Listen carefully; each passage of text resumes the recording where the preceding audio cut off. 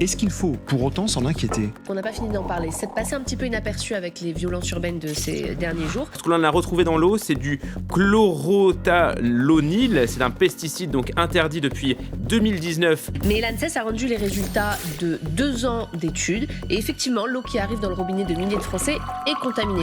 L'ANSES est toujours en première ligne quand il s'agit de crise sanitaire. L'agence sanitaire, son principal rôle, c'est d'anticiper les risques de façon à prévenir l'arrivée sur le territoire de pathogènes qui pourraient provoquer une crise sanitaire. Le coupable, le chlorothalonil, un fongicide utilisé durant de nombreuses années dans l'agriculture.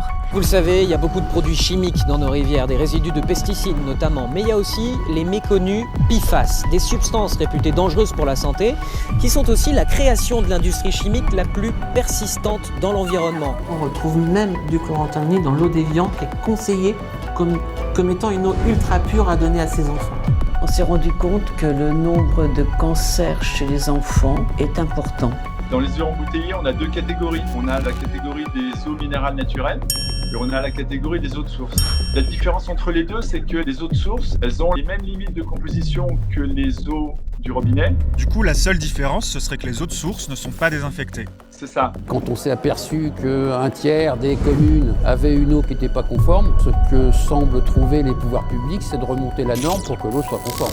Et vous trouvez ça normal? Non, mais ça a déjà été fait 2 fois. L'eau, dans tous les cas, à une exception près, arrivait potable au robinet et dans 27 cas sur 31, une fois filtrée par la carafe, elle était non potable.